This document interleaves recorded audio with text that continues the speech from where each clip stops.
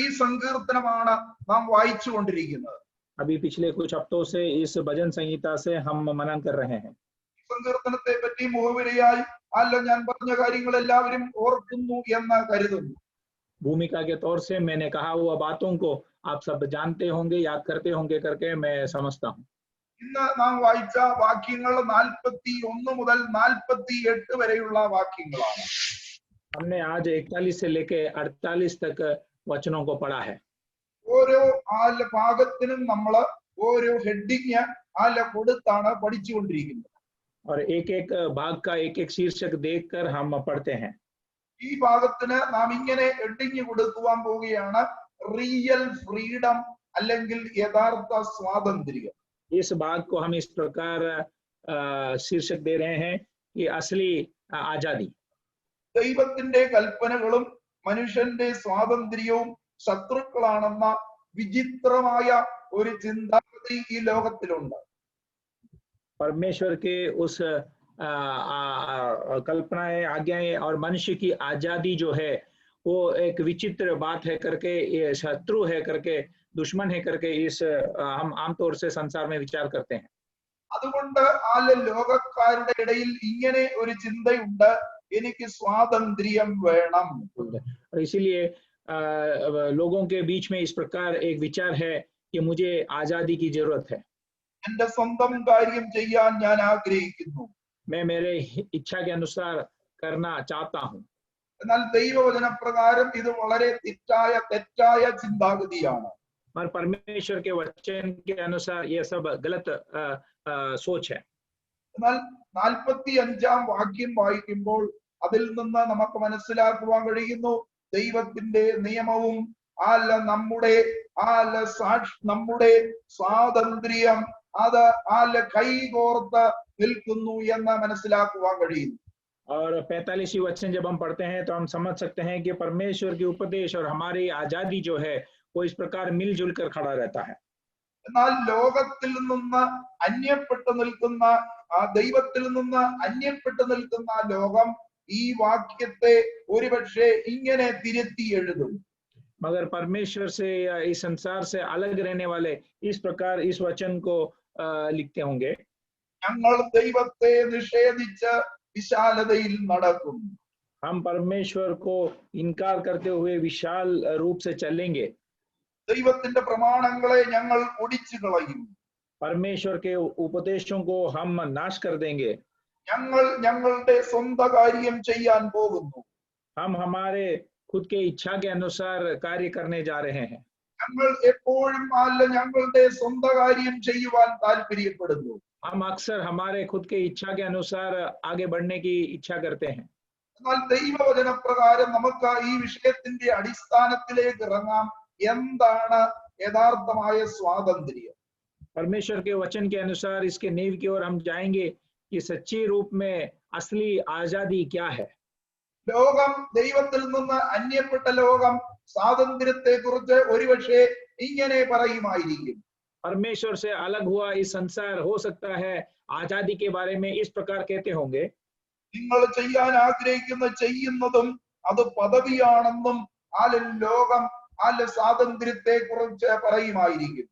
और आप जो करना चाहते हैं वो आपके लिए एक उन्नति की कारण है और वो आपकी आजादी के अनुसार है करके लोग कहते होंगे. ദൈവവചന പ്രകാരം അത് സ്വാതന്ത്ര്യമല്ല. मगर वो परमेश्वर के वचन के अनुसार आजादी नहीं है. ലോകത്തിലെ ഏറ്റവും മോശമായ അടിമത്തമാണ് അങ്ങനെ ചിന്തിക്കുന്നതും ജീവിക്കുന്നതും. परमेश्वर संसार के एकदम खराब गुलामी है उस प्रकार विचार करना और सोचना. ദൈവവചന പ്രകാരം യഥാർത്ഥ സ്വാതന്ത്ര്യം എന്താണ്? परमेश्वर के वचन के अनुसार असली आजादी क्या है? ദൈവത്തിന്റെ സത്യത്താൽ നാം നിയന്ത്രിക്കപ്പെടുന്നതും അവന്റെ സ്നേഹത്താൽ നാം മോട്ടിവേറ്റഡ് ആകുന്നതാണ് യഥാർത്ഥ സ്വാതന്ത്ര്യം. परमेश्वर के उस वचन के द्वारा चलाया जाना और उसके प्रेम के द्वारा हमारे ऊपर प्रभाव डाला जाना वो असली आजादी है. ജീവിതത്തിന്റെ എല്ലാ മേഖലകളിലും അത് അങ്ങനെ തന്നെയാണ്. जिंदगी के हर श्रेणी में वो इसी प्रकार है. നാം എല്ലാവരും വാഹനങ്ങൾ ഓടിക്കുന്നവരാണല്ലോ. ട്രാഫിക് നിയമങ്ങൾ അനുസരിക്കുകയാണെങ്കിൽ നമുക്ക് തെരുവുകളിലും ഹൈവേകളിലും വാഹനം ഓടിക്കുവാനുള്ള സ്വാതന്ത്ര്യം ലഭ്യമാകും. हम सब गाड़ी चलाते हैं और गाड़ी चलाते समय उसके ट्रैफिक के नियमों को पालन करेंगे तो मोड़ के समय और इस प्रकार हाईवे में जब गाड़ी चलाते हैं तो सही रीति से हम चला पाएंगे. നാം ഈ രാജ്യത്തിന്റെ നിയമങ്ങൾ അനുസരിക്കുകയാണെങ്കിൽ നമുക്ക് സംസാരിക്കാനുള്ള സ്വാതന്ത്ര്യം നമുക്ക് ലഭ്യമാകും. हम इस राज्य के बातों को नियमों को पालन करेंगे तो हमें बात करने की आजादी होती है. അങ്ങനെ മറ്റുള്ളവർ നമ്മളെ വിശ്വസിക്കുവാൻ കാരണമാകും. उस प्रकार और लोग हम पर भरोसा रखने के कारण बनेगा. ഇനി നമുക്ക് വിമാനം ഓടിക്കുന്ന ഒരു പൈലറ്റിലേക്ക് നമുക്ക് നമ്മുടെ ശ്രദ്ധയെ തിരിക്കുക. अगला भी हम उस पायलट की ओर ध्यान देंगे जो विमान को चलाता है. അല്ല മുകളിലൂടെ പ്ലെയിൻ ഓടിക്കാൻ എന്തെങ്കിലും നിയമങ്ങളുണ്ടോ? ऊपर से विमान को उड़ाने के लिए क्या कोई नियम है? താഴെ കൂടെ ഓടുന്ന ഒരു വാഹനങ്ങളുടെയും ക്രമീകരണങ്ങൾ ഒട്ടുമുക്കാലും കാര്യങ്ങൾ അതിനകത്തില്ല. और नीचे से जो पृथ्वी के ऊपर से चलने वाले गाड़ियों की कोई भी नियम उस विमान में पाया नहीं जाता है. പ്ലെയിനിനും സ്റ്റിയറിംഗ് ഇല്ല. कोई भी प्लेन में इस प्रकार स्टीयरिंग उपलब्ध नहीं है. എന്നാൽ ആ പൈലറ്റ് ശ്രദ്ധിക്കേണ്ടതായ ഒരു നിയമമുണ്ട്. मगर उस पायलट ध्यान रखने वाली एक नियम है. ആ നിയമത്തിന്റെ പേരാണ് എയറോഡൈനാമിക്സ്. और उस नियम का नाम है एरोडायनामिक्स. അത് അനുസരിച്ചെങ്കിൽ മാത്രമേ അദ്ദേഹത്തിന് വിമാനം പറപ്പിക്കാൻ ഒക്കത്തുള്ളൂ. उन बातों का पालन करेंगे तो ही वो पायलट जो है उस विमान को उड़ा सकता है. ഇതുപോലെ തന്നെയാണ് നമ്മുടെ ആത്മീയ ജീവിതം ദൈവവുമായുള്ള ബന്ധം. इसी प्रकार हमारा आत्मिक जिंदगी और परमेश्वर के साथ जो संबंध है उसे दिखाता है. നാം ദൈവത്തിന്റെ കൽപ്പനയ്ക്ക് വഴങ്ങുമ്പോൾ മാത്രമേ നമുക്കതിന്റെ ശക്തി ആസ്വദിക്കുവാൻ കഴിയുകയുള്ളൂ. हम जब परमेश्वर की आदेश के अधीन में आते हैं तभी हम उसके सामर्थ्य को महसूस कर पाएंगे. ദൈവത്തിന്റെ ശക്തി നമുക്ക് ആസ്വദിക്കുവാൻ കഴിയണമെങ്കിൽ നാം ദൈവത്തിന്റെ കൽപ്പനയ്ക്ക് വിധേയപ്പെടുവാൻ നാം തയ്യാറാകണം. परमेश्वर की सामर्थ्य को हमें महसूस करना है, अनुभव करना है तो हमें परमेश्वर के वचन के अधीन रहने के लिए तैयार होना है. ദൈവവചനപ്രകാരമുള്ള സ്വാതന്ത്ര്യത്തിലേക്ക് നമ്മുടെ ആദ്യത്തെ പടിയാണ് ദൈവഹിതത്തിനായി നാം നമ്മെ സമർപ്പിക്കുക എന്നുള്ളത്. परमेश्वर की उस आजादी की और पहला कदम यह है कि परमेश्वर के वचन के हम अधीन बन जाए, उसके उद्देश्य के हम अधीन बन जाए. ചാൾസ് വെസ്ലി ഇതിനെ കുറിച്ച് ഇങ്ങനെ ഒരു പ്രസ്താവന ഒരിക്കൽ പറയുകയുണ്ടായി. एक बार चार्ल्स वेस्ली ने इस विषय के संबंध में इस प्रकार कहा. പാപത്തിന്റെ ശക്തിയെ ദൈവം തകർക്കുന്നു. पाप की सामर्थ्य को परमेश्वर नाश करता है. അങ്ങനെ പാപത്തിന് വിൽക്കപ്പെട്ട മനുഷ്യനെ ഒരു തടവുകാരൻ എന്ന പോലെ ദൈവം മോചിപ്പിക്കുന്നു. और इस प्रकार पाप के गुलामी में फंसा हुआ उस व्यक्ति को परमेश्वर छुड़ाता है. അങ്ങനെ ദൈവം തന്റെ വചനത്തിലൂടെ എന്താണ് പറയുന്നത്? നിങ്ങൾ എനിക്ക് കീഴടങ്ങിയാൽ നമുക്ക് ഒരുമിച്ച് സത്യവും സ്നേഹവും ആസ്വദിക്കാമെന്നാണ് പറയുന്നത്. और इस प्रकार परमेश्वर क्या कहता है कि अगर आप मेरे अधीन में रहेंगे तो हम इस प्रकार आजादी और प्रेम में आगे बढ़ सकते हैं, उसे महसूस कर सकते हैं. ഈ ചിന്തയുടെ പശ്ചാത്തലത്തിൽ ഞാൻ ദൈവമക്കളെ ഇന്ന് പകൽക്കാലം പുതിയ നിയമത്തിലേക്ക് കൊണ്ടുപോകുവാൻ ആഗ്രഹിക്കുന്നു. इस विचार के अनुभव में आज मैं परमेश्वर के जनों को नए नियम की ओर ले जाना चाहूंगा. പുതിയ നിയമത്തിൽ സ്വാതന്ത്ര്യത്തെ കുറിച്ച് ഏറ്റവും കൂടുതൽ സംസാരിച്ചത് നമ്മുടെ വാഴ്ത്തപ്പെട്ട കർത്താവും പിന്നെ യേശുക്രിസ്തുവിന്റെ അപ്പസ്തോലനായിരുന്ന പൗലോസുമാണ്. नए नियम में इस प्रकार आजादी के बारे में सबसे ज्यादा हमारे मसीह और उसके बाद उनका चेला प्रेरित पौलुस ने कहा था. ഞാൻ ചില വേദഭാഗങ്ങൾ റെഫറൻസസ് ഇവിടെ പറയും, നിങ്ങൾ അത് വായിച്ച് സഹായിക്കണം. और कुछ बातों को, कुछ रेफरेंसों को मैं कहूंगा, आप पढ़कर मदद करिएगा. യോഹന്നാന്റെ സുവിശേഷം 8-ാം അധ്യായം 31-32 വാക്യം.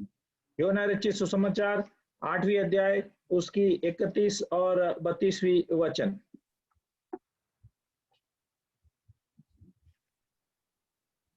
तब यीशु ने उन यहूदियों से जिन्होंने उसकी प्रतीति की थी कहा, यदि तुम मेरे वचन में बने रहोगे तो सचमुच मेरे चेले ठहरोगे और सत्य को जानोगे और सत्य तुम्हें स्वतंत्र करेगा। വചനത്തിൽ നിലനിൽക്കുന്നു എങ്കിൽ ശിഷ്യന്മാരാവും. अगर वचन में बने रहेंगे तो सचमुच चेले ठहरेंगे।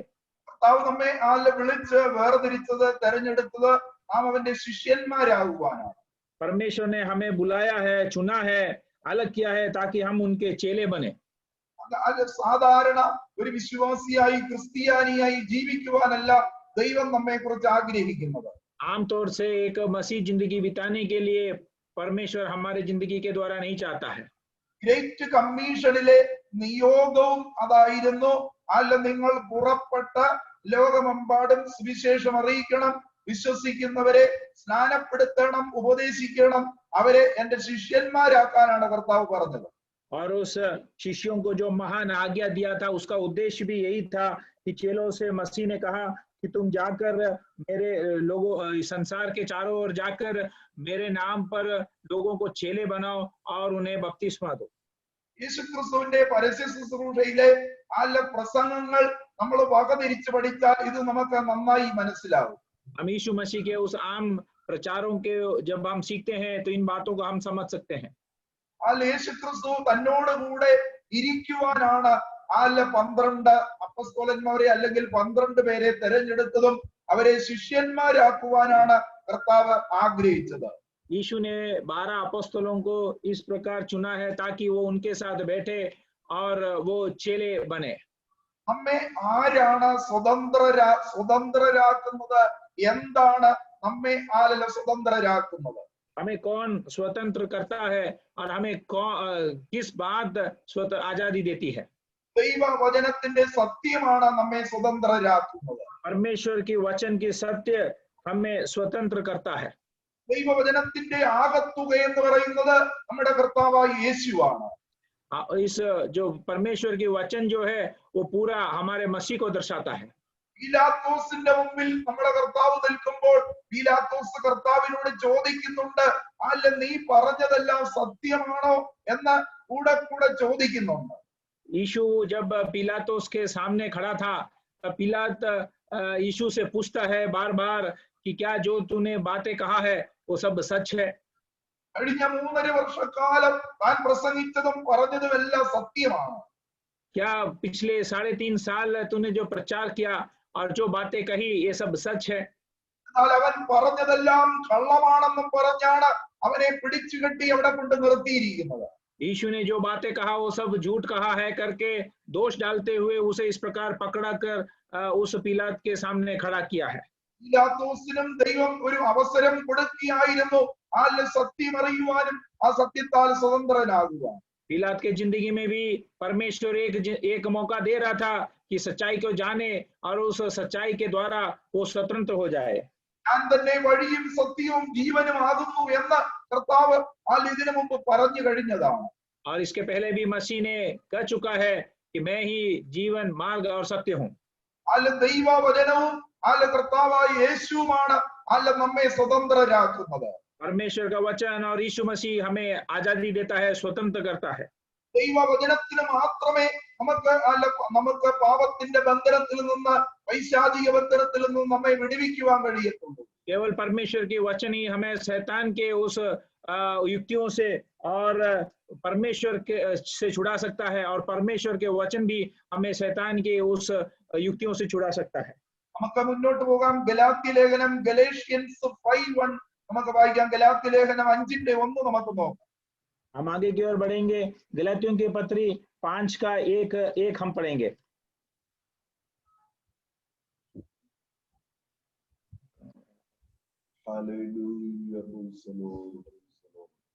मसीह ने स्वतंत्रता के लिए हमें स्वतंत्र किया है, सो इसी में स्थिर रहो और दासत्व के जुए में फिर से ना जूतो। സ്വാതന്ത്ര്യത്തിനായിട്ട് ക്രിസ്തു നമ്മെ സ്വതന്ത്രരാക്കി, ആകയാൽ അതിൽ ഉറച്ചു നിൽപ്പീൻ, വീണ്ടും അടിമനുഖത്തിൽ കുടുങ്ങി പോകരുത്. मसीह ने स्वतंत्रता के लिए हमें स्वतंत्र किया है, सो इसी में स्थिर रहो और दासत्व के जुए में फिर से न जूतो। യേശുക്രിസ്തു പറഞ്ഞു തുടങ്ങിയതും യേശുക്രിസ്തു ക്രൂശിൽ നിവർത്തിച്ചതും ഇവിടെ അപ്പോസ്തലനായ പൗലോസ് അല്ല ദൈവസഭയോട് ഓർമ്മിപ്പിക്കുകയാണ്. यीशु मसीह ने जो बातों को कहा और सलीब में जो बातों को पूरा किया है, उसी बातों को देखिए प्रेरित पौलुस कलीसिया को इस वचनों के द्वारा याद दिला रहा है। അല്ല ദൈവമക്കളെ ആരാണ് സ്വതന്ത്രരാക്കിയത്? ക്രിസ്തുവാണ് സ്വതന്ത്രരാക്കിയത്. परमेश्वर के लोगों को किन्होंने आजादी दिलाया, किन्होंने स्वतंत्र किया? मसीह ने स्वतंत्र किया। ആ സ്വാതന്ത്ര്യത്തോടുള്ള നമ്മുടെ ഉത്തരവാദിത്വം എന്താണ്? നാം അതിൽ ഉറച്ചു നിൽക്കണം. उस आजादी के प्रति हमारा जिम्मेदारी क्या है? उसमें हमें स्थिर खड़ा रहना है। വീണ്ടും അടിമനുഖത്തിൽ കുടുങ്ങി പോകരുത്. वापस दासत्व के उस जुए में फंसना नहीं है। ഇത് നമ്മുടെ ദൈനംദിന ജീവിതത്തിൽ അല്ല നടക്കേണ്ടതായ കാര്യമാണ്. ये हमारे दैनिक जिंदगी में चलने वाली एक प्रक्रिया है। നാം ഇപ്പോഴും അല്ല പാപത്തിന്റെ സാന്നിധ്യമുള്ള ലോകത്തിലാണ് ജീവിക്കുന്നത്. हम आज भी उस पाप भरे संसार में जीते हैं। നാം ഇപ്പോഴും അല്ല ശരീരത്തിലാണ്. हम अभी भी शरीर में जीते हैं। നാം ശരീരത്തിൽ ആയതുകൊണ്ട് നാം ബേസിക്കലി ആരാണ്? നമുക്ക് മെറ്റീരിയൽ അല്ല കാര്യങ്ങളോടായിരിക്കും കൂടുതൽ താല്പര്യം. और इस शरीर के रहने के वजह से शारीरिक बातों की और जरूरतों में हम ज्यादातर आकर्षण होते हैं। ഭൂരിഭാഗം ഭൗതികമായ കാര്യങ്ങൾ അല്ല നമ്മെ ദൈവത്തിൽ നിന്ന് അകറ്റുന്നതാണ്. और अधिकता से भौतिक बातें हमें परमेश्वर की ओर से दूर ले जाने वाली बातें हैं। അല്ല നമ്മുടെ ചിന്തയിലും പ്രവൃത്തിയിലും അല്ല ഭൗതികമായ കാര്യങ്ങളോട് അമിതമായ താല്പര്യം ഉണ്ടായാൽ വീണ്ടും നാം അടിമനുഖത്തിൽ കുടുങ്ങിപ്പോവാൻ സാധ്യതയുണ്ട്. हमारे क्रियाओं में और हमारे विचारों में दैनिक जिंदगी में अगर अधिक हम भौतिक बातों में ध्यान देते हैं तो फिर हम इस दासत्व के जुए में फंसने की मौका आ सकती है। അതുകൊണ്ട് നാം ജാഗ്രതയോടെ അല്ല കരുതലോടെ അല്ല ജീവിക്കണമെന്നാണ് ദൈവവചനം പറയുന്നത്. और इसलिए परमेश्वर का वचन कहता है कि हम जागृत होकर बड़ी ध्यान से मसीह जिंदगी में हमें आगे बढ़ना है। തീർച്ചയായും പ്രാർത്ഥിക്കുന്നതും വചനം കേൾക്കുന്നതും അല്ല വചനം ധ്യാനിക്കുന്നതും ഒക്കെ അതിനാണ്. और बार बार हम परमेश्वर के वचन पढ़ते हैं, प्रार्थना करते हैं, वचनों को और प्रचारों को सुनते हैं, वो इस कारण है। യാക്കോബിന്റെ ലേഖനം 1-25 വാക്യത്തിലേക്ക് നമുക്ക് നമ്മുടെ ശ്രദ്ധയെ തിരിക്കാം. ജെയിംസ് 1:25. याकूब की पत्री 1 अध्याय उसकी 25वीं वचन की ओर हम हमारे ध्यान को लगाएंगे। पर जो व्यक्ति स्वतंत्रता की सिद्ध व्यवस्था पर ध्यान करता रहता है वह अपने काम में इसलिए आशीष पाएगा कि सुनकर भूलता नहीं पर वैसा ही काम करता है। സ്വാതന്ത്ര്യത്തിന്റെ തികഞ്ഞനായ പ്രമാണം ഉറ്റുനോക്കി അതിൽ നിലനിൽക്കുന്നവനോ കേട്ട് മറക്കുന്നവനല്ല. सिद्ध व्यवस्था पर ध्यान करता रहता है, वह उस बातों को सुनकर भूलता नहीं है। ദൈവവചനത്തെ കുറിച്ചാണ് ഇവിടെ പറഞ്ഞു വരുന്നത്. परमेश्वर के वचन के बारे में यहाँ लिखा है। ആമേൻ. ദൈവവചനം അല്ല നമ്മെ രക്ഷിക്കുവാനായി നമുക്ക് വേണ്ടി അല്ല ക്രൂസിൽ യാഗമായി തീരുവാനായി ഒരിക്കൽ അല്ല ജഡത്തിൽ വെളിപ്പെട്ടു വന്നു. परमेश्वर के वचन हमें बचाने के लिए और एक बार सलीब में इस प्रकार बलि होकर रहने के लिए हमारे लिए एक बार वचन देहधारी होकर प्रकट हुआ। എന്നാൽ ഇന്ന് നമ്മുടെ കയ്യിൽ ഉള്ളത് ദൈവത്തിന്റെ എഴുതപ്പെട്ട വചനമാണ്. मगर आज हमारे पास परमेश्वर के द्वारा लिखित वचन उपलब्ध है। ഈ എഴുതപ്പെട്ട അല്ല വചനത്തിൽ നിന്നാണ് നാം ഇപ്പോൾ തുടർച്ചയായി കേട്ടുകൊണ്ടിരിക്കുന്നത്. और इस लिखा हुआ वचन के द्वारा हम इन दिनों में लगातार सुन रहे हैं। നാം അല്ല കേൾക്കുന്നതിൽ നിലനിൽക്കണമെന്നാണ് അല്ല ദൈവം പറയുന്നത്. परमेश्वर कहता है कि हम जो बातें सुनते हैं उसे भूले बगैर उस पर खड़ा रहना है। നമുക്ക് ഇഷ്ടമുള്ളത് അല്ല മാത്രം അല്ല കേൾക്കുന്ന ശ്രദ്ധിക്കുന്ന ഒരു സ്വഭാവം പൊതുവെ മനുഷ്യരിൽ ഉണ്ട്. आमतौर से मनुष्य में इस प्रकार की एक स्वभाव है कि वो जो पसंद करता है उसी बातों को सुनता है और उसी बात में वो खड़ा रहता है। കൊച്ചു കുഞ്ഞുങ്ങൾ മുതൽ പ്രായമായവരിൽ വരെ ഈ ചിന്താഗതി ഉണ്ട്. ആരുടെയും അല്ല തെറ്റുകളെ ചൂണ്ടിക്കാണിക്കുന്നതോ തെറ്റ് തിരുത്തുന്നതായ കാര്യങ്ങള് ഒന്നും കേൾക്കുന്നതോ പറയുന്നതോ ആർക്കും ഇഷ്ടമല്ല. छोटे बच्चों से लेकर बड़े लोगों तक इस प्रकार की आदत है कि अपने गलतियों को बताने वाले वचन या संदेश या इस प्रकार सही रीति से मार्ग में चलाने वाले उस वचनों को कोई अधिक पसंद नहीं करता है. എന്നാൽ അത് ദൈവവചനത്തിന്റെ ഒരു പ്രത്യേകതയാണ്. അവൻ നമ്മുടെ തെറ്റുകളെ അല്ല ചൂണ്ടിക്കാണിക്കുക, അല്ല തിരുത്തലുകൾ വരുത്തുവാനായി അല്ല നമ്മോട് സംസാരിക്കുക എന്നുള്ളത്. परमेश्वर के वचन की मगर एक खासियत यह है कि वो हमारे गलतियों को दिखाता है और हमारे जिंदगी में जहां हमें सुधार लाना है उन बातों को वो हमें बार बार याद दिलाती है। കർത്താവ് നമുക്ക് സൗജന്യമായി തന്ന ഈ സ്വാതന്ത്ര്യത്തിൽ നാം നിലനിൽക്കുവാനും ഉറച്ചു നിൽക്കുവാനുമാണ് ദൈവവചനം അങ്ങനെ നമ്മളോട് ഇടപെടുന്നത്. और परमेश्वर ने हमें दिया उस आजादी में, स्वतंत्रता में हम खड़े रहने के लिए, बने रहने के लिए परमेश्वर के वचन इस प्रकार हमसे व्यवहार करता है। സ്വാതന്ത്ര്യം മുറുകെ പിടിക്കണമെങ്കിൽ ആദ്യം നാം കണ്ടു ഗലേഷ്യൻസ് 5:1 കണ്ടു, അതിൽ നാം ഉറച്ചു നിൽക്കണം. स्वतंत्रता को हमें उसमें स्थिर रहना है। तो हम गलतियों की पत्री 1 अध्याय उसकी 1 वचन में हमने देखा कि उसे हमें झकड़ कर रहना है और उसमें हमें स्थिर रहना है। ഇപ്പോൾ വായിച്ച വേദഭാഗത്തിൽ നാം എന്താണ് കണ്ടത്? അല്ല, നാം ദൈവവചനത്തിൽ ഉറച്ചു നിൽക്കണമെങ്കിലേ സ്വാതന്ത്ര്യത്തിൽ നിൽക്കാൻ ഒക്കത്തുള്ളൂ. अभी पढ़ा हुआ वचन में हम क्या पढ़ा है कि हम परमेश्वर के वचन में स्थिर रहेंगे तो ही स्वतंत्रता में बना रहेंगे। 2 കൊരിന്ത്യർ 5:17 നമുക്ക് വായിക്കുവാൻ കഴിയുന്നു, ആത്മാവുള്ളിടത്ത് സ്വാതന്ത്ര്യം ഉണ്ട്. और दूसरी कोरिन्थी 5:17 में हम इस प्रकार पढ़ते हैं कि जहां आत्मा है वहां आजादी है। ദൈവത്തിന്റെ ആത്മാവിനെ കുറിച്ചാണ് ഇത് പറയുന്നത്. परमेश्वर की आत्मा के बारे में वहां लिखा है। അവൻ യേശു ക്രിസ്തു അല്ല തുടങ്ങി വെച്ചതും പൂർത്തീകരിച്ചതും അപ്പസ്തോലന്മാർ പഠിപ്പിച്ചതും അല്ല തങ്ങളുടെ ലേഖനങ്ങളിലൂടെ അവതരിപ്പിച്ചതും ആ ആത്മീയ ശുശ്രൂഷ ആര് തുടരുന്നു? പരിശുദ്ധാത്മാവ് ഇപ്പോഴും ചെയ്തുകൊണ്ടിരിക്കുകയാണ്. और यीशु मसीह ने जो सेवकाई शुरू किया है, उसके बाद चेलों ने और प्रेरितों ने जो बातों सेवकाई को लगातार चलाता रहा, आज उन सेवकाई को कौन चला रहा है? पवित्र आत्मा चला रहा है। അല്ല, ദൈവത്തിന്റെ ആത്മാവ് വാഗ്ദാനം ചെയ്യുന്ന ഈ സ്വാതന്ത്ര്യം എന്താണ്? परमेश्वर की आत्मा इस प्रकार वायदा करने वाली इस आजादी क्या है? ദൈവം ആഗ്രഹിക്കുന്നത് പോലെ ദൈവത്തിന് വേണ്ടി ജീവിക്കാനുള്ള സ്വാതന്ത്ര്യം, परमेश्वर की इच्छा के अनुसार परमेश्वर के लिए जीने की उस स्वतंत्रता, ദൈവവചനം പ്രമാണിക്കാനുള്ള സ്വാതന്ത്ര്യം, परमेश्वर की वचन की आज्ञा को मानने की उस स्वतंत्रता, ദൈവനാമ മഹത്വത്തിനായി നമ്മളെ സമർപ്പിക്കാനുള്ള സ്വാതന്ത്ര്യം, परमेश्वर की नाम की महिमा के कारण हमें समर्पण करने की उस आजादी। അവൻ കർത്താവിന്റെ അല്ല സഭയിൽ അംഗമായിരുന്ന അല്ല മറ്റുള്ളവർക്ക് അനുഗ്രഹമായി അല്ല ഉത്തേജനമായി തീരാനുള്ള ആ സ്വാതന്ത്ര്യം, परमेश्वर के कलीसिया के अंग रहते हुए और औरों के लिए आशीष के कारण ठहरने का उस स्वतंत्रता, കർത്താവിനെ ആരാധിക്കാനുള്ള സ്വാതന്ത്ര്യം, परमेश्वर की आराधना करने की उस स्वतंत्रता, പ്രാർത്ഥിക്കാനുള്ള ആ സ്വാതന്ത്ര്യം, प्रार्थना करने की उस स्वतंत्रता, ഏതെങ്കിലും ഒരു പാസ്റ്ററുടെ പ്രസംഗം കേട്ട് അല്ല സംതൃപ്തി അടയാനല്ല ദൈവം ആഗ്രഹിക്കുന്ന നാം നമ്മുടെ വ്യക്തിപരമായ ജീവിതത്തിൽ പ്രാർത്ഥനയും വചനധ്യാനവും അല്ല വചന പഠനവും ഒക്കെ നിർബന്ധമായി കൊണ്ടുവരണം. അതൊക്കെ തുടരാനുള്ള സ്വാതന്ത്ര്യമാണ് പരിശുദ്ധാത്മാവ് വാഗ്ദാനം ചെയ്യുന്നത്.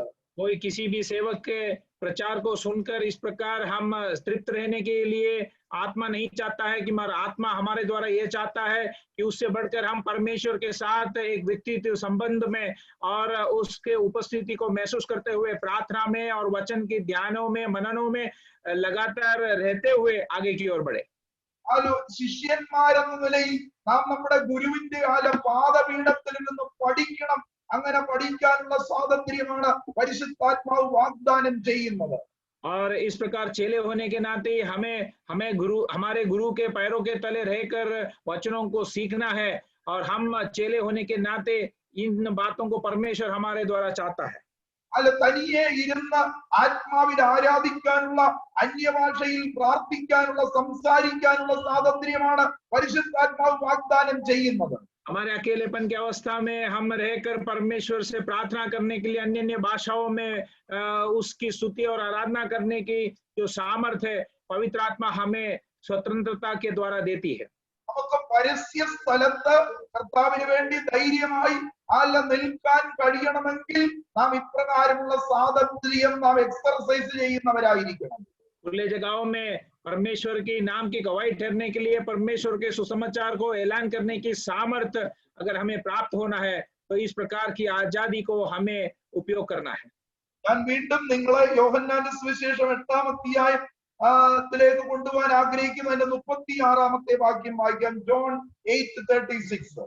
और मैं वापस आपको यूहन्ना रचित सुसमाचार 8वीं अध्याय उसकी 36वीं वचन की ओर ले जाना चाहूंगा। तो यदि पुत्र तुम्हें स्वतंत्र करेगा तो सचमुच तुम स्वतंत्र हो जाओगे। യേശു ക്രിസ്തു ഒരു പ്രത്യേക സന്ദർഭത്തിൽ തന്നിൽ വിശ്വസിച്ച യഹൂദന്മാരോട് സംസാരിച്ചുകൊണ്ടിരിക്കുകയാണ്. और मसीह ने अपने एक खास संदर्भ में उस पर भरोसा रखा हुआ यहूदियों को इससे बात कर रहा है। പുത്രൻ നിങ്ങളെ സ്വതന്ത്രരാക്കിയാൽ നിങ്ങൾ വാസ്തവമായി സ്വതന്ത്രരാകും. यदि पुत्र तुम्हें स्वतंत्र करेगा तो सचमुच तुम स्वतंत्र हो जाओगे। യഹൂദന്റെ ചിന്താഗതിയിൽ അവരെ സ്വപ്നം കണ്ട സ്വാതന്ത്ര്യം എന്തായിരുന്നു? यहूदियों के जिंदगी में उन्होंने सपने में देखा हुआ स्वतंत्रता क्या है? ദീർഘവർഷങ്ങളായി അവരുടെ രാജ്യം, ദൈവം അവർക്ക് കൊടുത്ത രാജ്യം മറ്റുള്ള ഭരണാധിപന്മാരുടെ കയ്യിലായിരുന്നു. അതുകൊണ്ട് അവർ അടിമകളായിരുന്നു. अनेक सालों तक, लंबे समय तक परमेश्वर ने उन्हें दिया उस राज्य अन्य राजाओं के अधीन में रहने के कारण वे गुलाम के रूप में जीते थे। അവരുടെ ഗോത്രപിതാവായ യാക്കോബിന്റെ കാലത്ത് നമുക്കറിയാം അവർ മിസ്രൈമിൽ അടിമകളായിരുന്നു. उनके कुल के पिता याकूब के समय हम जानते हैं कि वे मिस्र देश के गुलाम थे। എന്നാൽ ദൈവം വാഗ്ദത്തം ചെയ്തതനുസരിച്ച് അവരെ അടിമത്തത്തിൽ നിന്ന് സ്വതന്ത്രരാക്കി കനാൻ നാട്ടിൽ കൊണ്ടുവന്നു. और जिस प्रकार परमेश्वर के प्रतिज्ञा के अनुसार उन्हें परमेश्वर ने मिस्र देश में से आजाद करते हुए कनान की देश की ओर ले आया। എന്നാൽ ന്യായാധിപന്മാരുടെ പുസ്തകത്തിലേക്ക് വരുമ്പോൾ യോശുവയുടെ കാലം കഴിഞ്ഞു. ആ തലമുറ മുഴുവൻ മരിച്ചുപോയി. യഹോവയെയും മോശയെയും അറിയാൻ വയ്യാത്ത ഒരു തലമുറ അവരുടെ ഇടയിലുണ്ടായി. അവർ ദൈവത്തെ മറന്നു. അവർ ചുറ്റുപാടുമുള്ള ജാതികളോട് ഇടകലർന്നതായിട്ട് നമുക്ക് കാണുവാൻ കഴിയും. मगर न्यायों के पुस्तक में हम देखते हैं कि योशुआ का समय हो गया है, निकल गया, और उस पीढ़ी जब दूसरा एक नया पीढ़ी आई, पुराना पीढ़ी जब हट गई, तब देखिए वे इस प्रकार परमेश्वर से अलग होने लगा और वहां के अन्य जातियों के साथ मिलकर वे सौहास के साथ जिंदगी में आगे बढ़ने लगे। അങ്ങനെ അവരുടെ പുതിയ തലമുറ ദൈവം അവർക്ക് കൊടുത്ത സ്വാതന്ത്ര്യം നഷ്ടപ്പെടുത്തി കളഞ്ഞു. और इस प्रकार जो उनके नए पीढ़ी थे, परमेश्वर ने दिया हुआ उस स्वतंत्रता को वे नष्ट कर दिया। കനാൻ നാടിന് ചുറ്റുമുള്ള 7 ജാതികളെ ദൈവം ഇവർക്ക് വിരോധമായി ഉണർത്തിച്ചു. कनान देश के चारों ओर रहने वाले उस 7 राज्यों को परमेश्वर ने इस इस्राएलियों के विरुद्ध में खड़ा किया। അങ്ങനെ അവർ വീണ്ടും അടിമത്തത്തിലാകുന്നു. वापस देखिए, हम देखते हैं कि इस पीढ़ी गुलामी में फंस जाता है। അവരുടെ നിലവിളി കേട്ടാണ് ദൈവം സമയാസമയങ്ങളിൽ ഓരോ ന്യായാധിപനെ എഴുന്നേൽപ്പിക്കുന്നു. ആ ന്യായാധിപന്മാർ ജീവിച്ചിരിക്കുമ്പോൾ അവർക്ക് സന്തോഷമുണ്ട്, സമാധാനമുണ്ട്, സ്വാതന്ത്ര്യമുണ്ട്. और इनके पुकारों को और इनके प्रार्थनाओं को सुनकर परमेश्वर समय समय पर इन्हें बचाता है और इनके बीच में इन्हें चलाने के लिए न्यायाधीशों को परमेश्वर खड़ा करता है। ചുരുക്കം പറഞ്ഞാൽ ഒരു ന്യായാധിപന്മാർക്കും അവർക്ക് വാസ്തവമായ സ്വാതന്ത്ര്യം കൊടുക്കാൻ കഴിഞ്ഞില്ല. अगर संक्षिप्त रीति से कहूं तो कोई भी न्यायों ने इनको पूरी तौर से स्वतंत्रता दे नहीं पाया। അവസാനത്തെ ന്യായാധിപനായിരുന്നല്ലോ ശമൂവേൽ. ശമൂവേൽ ന്യായാധിപൻ മാത്രമല്ല, പുരോഹിതനും പ്രവാചകനും കൂടെയായിരുന്നു. और आखिरी जो न्यायी था वो सैमुएल था। वो केवल एक न्यायी खाली नहीं था, मगर वो एक नबी भी था और याजक भी था। ശമൂവേൽ മരിക്കുന്നതിന് മുമ്പ് ഇസ്രായേലിലെ മൂപ്പന്മാരെല്ലാം വന്ന് തന്നോട് ഇങ്ങനെ പറഞ്ഞു, ഞങ്ങൾക്ക് ജാതികൾക്ക് ഉള്ളതുപോലെ രാജാവിനെ നിയമിച്ചു തരാൻ പറഞ്ഞു. और शमूएल के अंत से पहले इस्राएल के बुजुर्गों ने इस प्रकार शमूएल से आकर कहा कि आपके मृत्यु से पहले आप अन्य राज्यों को जिस प्रकार लोगों को जातियों के बीच में जिस प्रकार राजा है, उसी प्रकार हमारे लिए भी एक राजा नियुक्त करें। ഈ വിഷയത്തിൽ ശമൂവേലിന് വല്ലാത്ത വിഷമവും ഭാരവും ഉണ്ടായി. इस विषय के संबंध में शमूएल को अधिक दुख हुआ। അതിനെ തുടർന്ന് ദൈവം ശമൂവേലിനോട് പറയുന്നു, അവർ നിന്നെയല്ല, അവർ എന്നെ ഉപേക്ഷിച്ച് കളഞ്ഞിരിക്കുകയാണ്. അതുകൊണ്ട് അവർ ചോദിച്ചതുപോലെ ഒരു രാജാവിനെ കൊടുക്കാൻ പറഞ്ഞു. और उसके बाद परमेश्वर शमूएल से कहता है कि प्रजा ने तुझे नहीं मगर मुझे निंदा किया है, और इस कारण उन्होंने उनके मांग के अनुसार उन्हें एक राजा तू दे दे। അന്നുവരെയും ദൈവം അവരുടെ രാജാവായിരുന്നു. और तब तक देखिए परमेश्वर उनका राजा था। എന്നാൽ ദൈവികമായ ചിന്താഗതി നഷ്ടപ്പെടുത്തിയത് കൊണ്ട് അവർ മറ്റുള്ളവരെ പോലെ രാജാവിനെ ചോദിച്ചു. ശമൂവേൽ ദൈവം പറഞ്ഞതുപോലെ അവർക്ക് ശൗൽ എന്ന ആളിനെ അഭിഷേകം ചെയ്തു കൊടുക്കുന്നു. ईश्वरीय उस दिव्य विचारों को उन्होंने नष्ट करने के वजह से उन्होंने जिस प्रकार अन्य राज्यों के समान एक राजा का मांग उन्होंने किया, परमेश्वर ने शमूएल से कहा कि उन्हें एक राजा तू दे दे। ശൗല്, ദാവീദ്, ശലോമോൻ ഇങ്ങനെ 3 രാജാക്കന്മാര് ആരംഭത്തിൽ അവരുടെ ഇടയിൽ ഉണ്ടായി. और शाऊल, दावीद और दाऊद और सोलेमान जैसे 3 राजाएं शुरुआत में उन पर राज किया। ആരംഭത്തിൽ ആദ്യത്തെ രാജാവായ ശൗല് പോലും ദൈവം കൊടുത്ത സ്വാതന്ത്ര്യം നഷ്ടപ്പെടുത്തി കളഞ്ഞു. രാജസ്ഥാനത്തും ദൈവം അവനെ ഇറക്കി കളഞ്ഞു. पहला राजा जो शाऊल था, उन्होंने भी परमेश्वर ने उसे दिया हुआ उस स्वतंत्रता को नष्ट कर दिया और परमेश्वर ने उसे राजगद्दी से निकाल दिया। തുടർന്ന് ദാവീദ് രാജാവാകുന്നു. ദാവീദിന്റെ മിക്കവാറും ദിവസങ്ങളിലെ ജോലി യുദ്ധമായിരുന്നു. യുദ്ധം ചെയ്ത് ഇസ്രായേലിന്റെ ആ അതിർത്തിയെ, ഭൂമിയെ സംരക്ഷിക്കുകയായിരുന്നു. और उसके बाद दाऊद राजा बना और उसके उस समय में अधिक समय उन्होंने इस प्रकार युद्ध में बिताया और युद्ध करके इस प्रकार उस इस्राएल के चारों रहने वाले सीमाओं को उसने बड़ा किया और राज्यों को कब्जा किया। അവരുടെ ഇടയിലെ സ്വാതന്ത്ര്യം എന്ന് പറയുന്നത് അവരുടെ പെർസ്പെക്റ്റീവ് എന്തായിരുന്നു? ശത്രു രാജ്യങ്ങളുടെ മേലുള്ള വിജയമാണ്. ഞങ്ങളുടെ ഭൂമിയെ ഒരാൾ സൂക്ഷിക്കുന്നു, അതാണ് അവരുടെ സ്വാതന്ത്ര്യം എന്ന് പറയും. और उनके बीच में स्वतंत्रता के जो नजराना इस प्रकार था कि उनके दुश्मन देशों को या राज्यों को वे कब्जा करके वे अपने अधीन में ले आते हैं। उस विचार को वो इस प्रकार स्वतंत्रता के रूप में मानते थे। യഹൂദന്റെ ഇടയിൽ ഈ ചിന്താഗതി വളരെ പുരാതനമായി യേശുക്രിസ്തു ജീവിച്ചിരിക്കുമ്പോൾ പോലും ശിഷ്യന്മാരുടെ ഇടയിൽ പോലും ഉണ്ടായിരുന്നു. और इस प्रकार की विचार यहूदियों के बीच में बहुत पुराना था और यीशु मसीह के समय में भी अपने चेलों के बीच में इस विचार को हम देखते हैं। യേശുക്രിസ്തുവിന്റെ കാലത്ത് റോമൻ എംപയർ ആണ് അവരെ ഭരിച്ചുകൊണ്ടിരിക്കുന്നത്. यीशु मसीह के समय में रोमी सरकार उन पर राज कर रहे थे। ഇതിനു മുമ്പ് ഉണ്ടായിരുന്ന ഭരണങ്ങളെക്കാളെല്ലാം മോശമായ ഭരണമാണ് റോമൻ ചക്രവർത്തിമാർ നടത്തിയത്. इसके पहले रहने वाले हर एक राज्य और राजकरण से एकदम खराब और खतरनाक सरकार था रोमी सरकार का।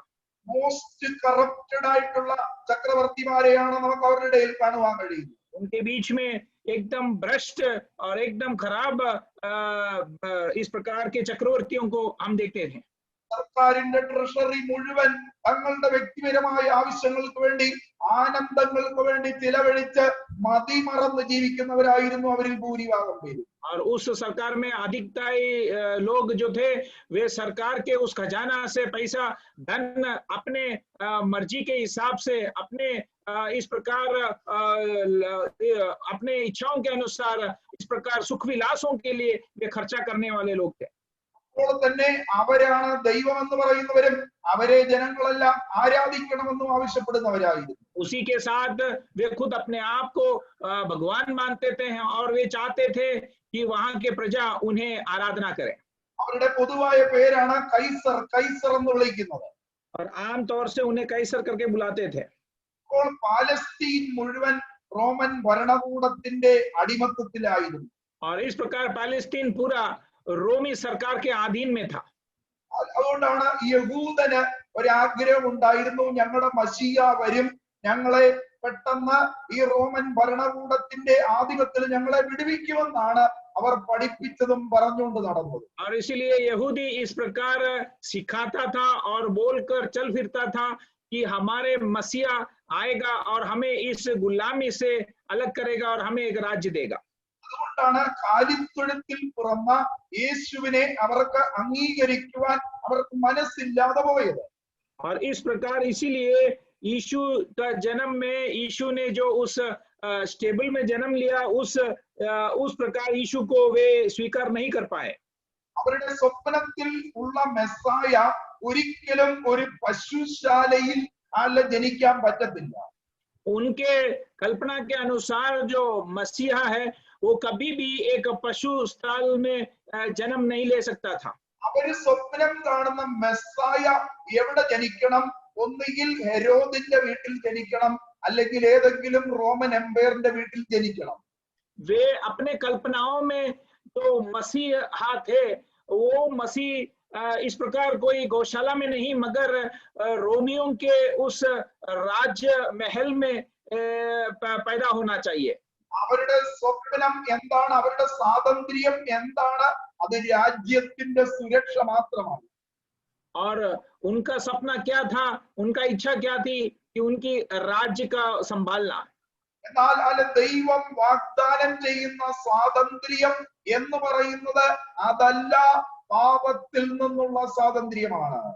मगर परमेश्वर वायदा करने वाला स्वतंत्रता क्या है? वो पाप में से छुटकारा है। അതുകൊണ്ട് കർത്താവ് യഹൂദന്മാരോട് പറയുകയാണ്, പുത്രൻ നിങ്ങളെ സ്വതന്ത്രരാക്കിയാൽ നിങ്ങൾ വാസ്തവമായി സ്വതന്ത്രരാകും. और इसलिए मसीह यहूदियों से कहता है कि यदि पुत्र तुम्हें स्वतंत्र करेगा तो सचमुच तुम स्वतंत्र हो जाओगे। ആ യേശു ക്രിസ്തു പറഞ്ഞതൊന്നും അവർക്ക് മനസ്സിലാകുന്നില്ല, അവർ അംഗീകരിക്കാൻ തയ്യാറുമല്ല. और उस यीशु मसीह के कोई भी बात को वे समझ नहीं पाए और स्वीकार करने के लिए उनके अंदर मन भी नहीं था। ഉൾപ്പുകളെയും നിലവുകളെയും ആരായുന്നവന്റെ മുൻപിൽ നിന്നവർ പറയുകയാണ്, ഞങ്ങൾ ഇതുവരെയും ആർക്കും അടിമകളായിരുന്നില്ല. इस प्रकार हर बातों को जानने वाला उस परमेश्वर के सामने रहकर वो कहता है कि हम आज तक किसी के भी गुलाम नहीं थे। ഞങ്ങൾ അബ്രഹാമിന്റെ മക്കളാണ്. हम अब्राहम के संतान हैं। പാരമ്പര്യം പറയാൻ അവർ മുന്നിലായിരുന്നു. परंपरा की बातों को कहने के लिए वे एकदम आगे थे।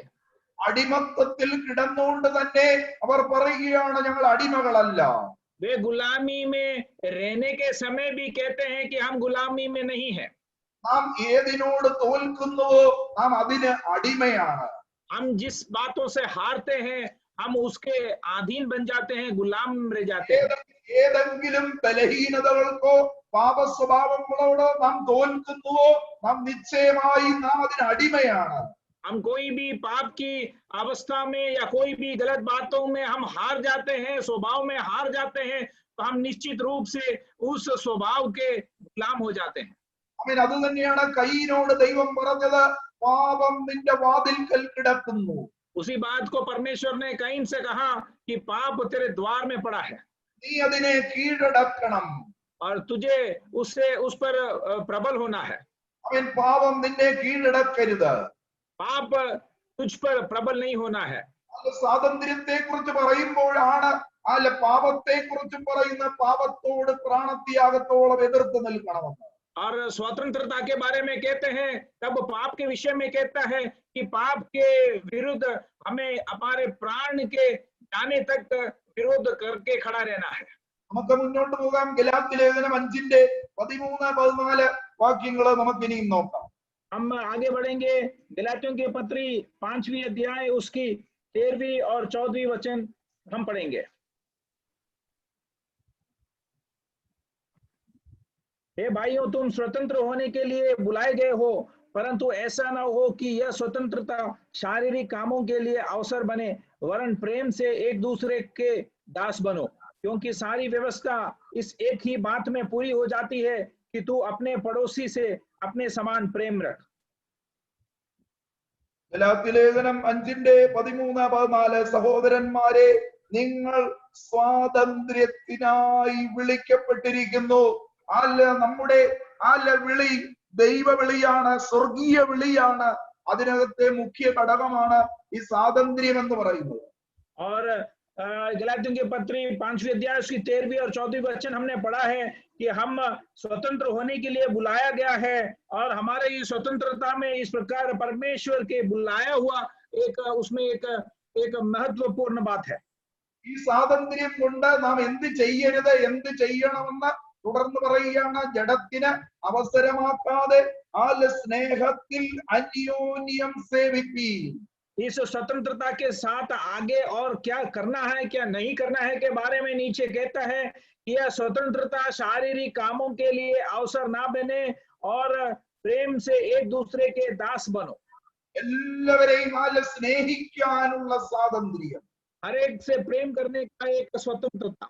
നാം മറ്റുള്ളവരെ എങ്ങനെയാണ് സ്നേഹിക്കേണ്ടത്? നമ്മെ പോലെ തന്നെ സ്നേഹിക്കണം. हम अन्य औरों से किस प्रकार प्रेम रखना है? अपने ही समान उनसे भी प्रेम करना है.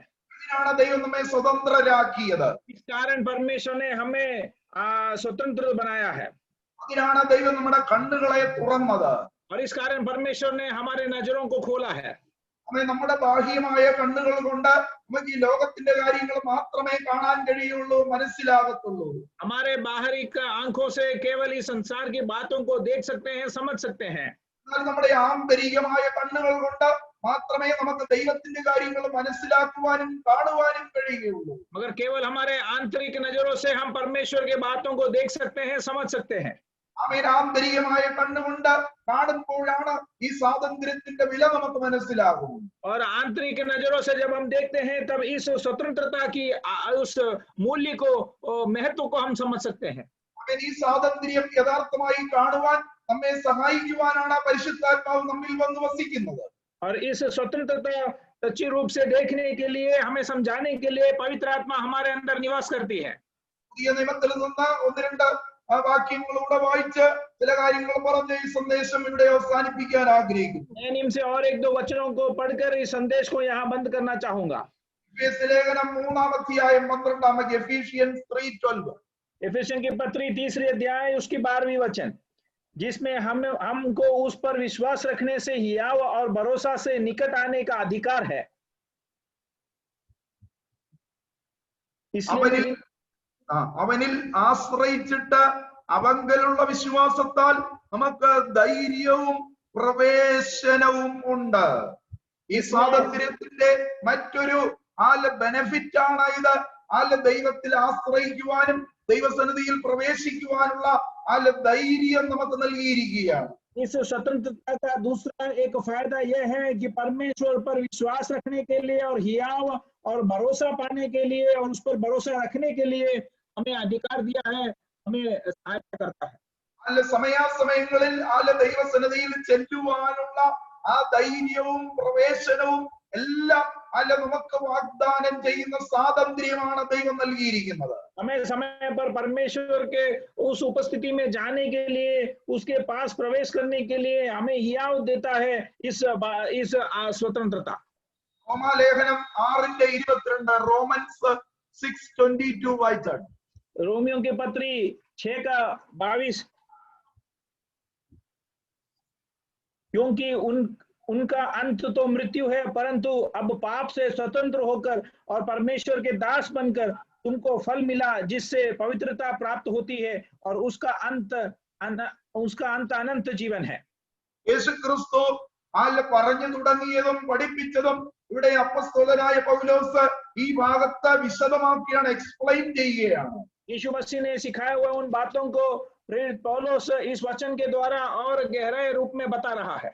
റോമിലുള്ള സഭയ്ക്ക് എഴുതിയ ലേഖനമാണിത്.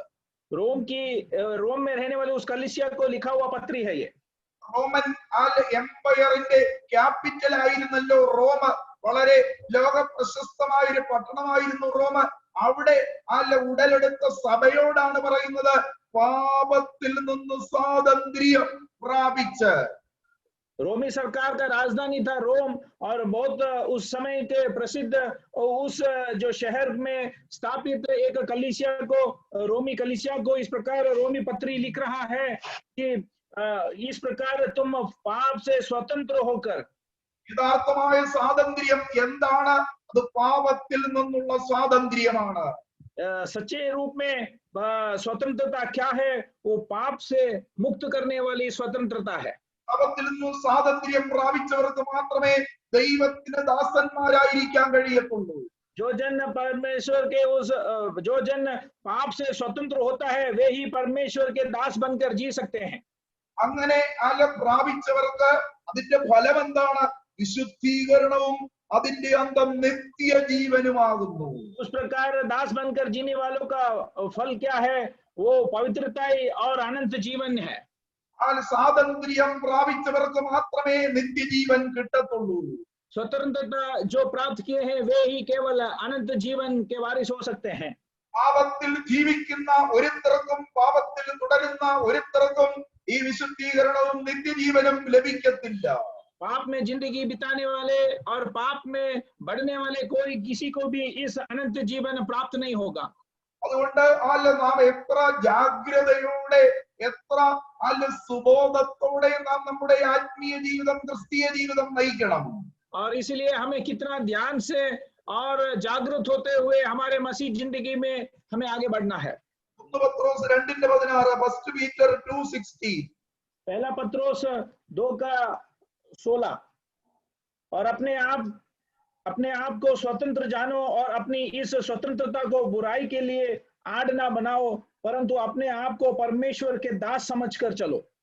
ഓ സ്വതന്ത്രരായും സ്വാതന്ത്ര്യം ദുഷ്ടതയ്ക്ക് മറയാക്കാതെ ദൈവത്തിന്റെ ദാസന്മാരായും നടപ്പി. और अपने आप को स्वतंत्र जानो और अपनी उस स्वतंत्रता को बुराई के लिए आड़ ना बनाओ, परंतु अपने आप को परमेश्वर के दास समझकर चलो. പൗലോസ് പറഞ്ഞതും എഴുതിയതും ഇവിടെ പത്രോസ് ആവർത്തിച്ച് പറയുകയാണ്, നാം ദൈവത്താൽ സ്വതന്ത്രരായവരാണ്. और पौलुस ने जिस बात को बताया और लिखा है उसी बात को पत्रोस देखिए वापस अपने पत्री में दोहरा रहा है और कहता है कि हम परमेश्वर ने हमें इस स्वतंत्रता के लिए अलग किया है. എന്നാൽ ദൈവം നമുക്ക് തന്ന ഈ സ്വാതന്ത്ര്യത്തെ നാം എന്ത് ചെയ്യരുത്? അത് ദുഷ്ടതയ്ക്ക് മറയാക്കരുത്. और परमेश्वर ने हमें इस दिया हुआ स्वतंत्रता को हमें क्या नहीं करना है, हमें बुराई के लिए आड़ नहीं बनाना है. എന്നെ ആരും കാണുന്നില്ല, ആരും എന്നോട് ഒന്നും ചോദിക്കണ്ട, എന്നോടൊന്നും പറയണ്ട, എനിക്കെല്ലാം അറിയാം. അങ്ങനെ ഒരു ചിന്താഗതി ഉണ്ടായി കഴിഞ്ഞാൽ ഈ സ്വാതന്ത്ര്യം നാം നഷ്ടപ്പെടുത്തി കളയും. मुझे किसी की बात तो सुनना नहीं है, मैं जो कर रहा हूं मैं जानता हूं और मैं जो बातें करता हूं उसे कोई देख नहीं रहा है. इस प्रकार की विचार अगर हमारे अंदर आएगा तो हमारे इस स्वतंत्रता को हम बुरा कर रहे हैं, नष्ट कर रहे हैं. ഈ ലോകം മുഴുവൻ ദുഷ്ടത കൊണ്ട് നിറഞ്ഞിരിക്കുകയാണ്. ये संसार पूरा इस प्रकार दुष्टता से भरी हुई है. ദുഷ്ടത തേടി എങ്ങും ദൂരെ എങ്ങും പോകണ്ട. और इस प्रकार दुष्टता को ढूंढकर हमें कहीं और जाने की जरूरत नहीं है. അത് വിവിധ തരത്തിൽ നമ്മുടെ അടുത്ത് വരും.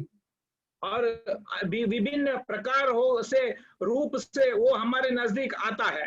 അതിനെ തിരിച്ചറിഞ്ഞും വിവേചിച്ചും ക്രിസ്തു മുഖേന സ്വാതന്ത്ര്യം പ്രാപിച്ചവർ അതിനോട് വിരോധിച്ചു തന്നെ നിൽക്കണം.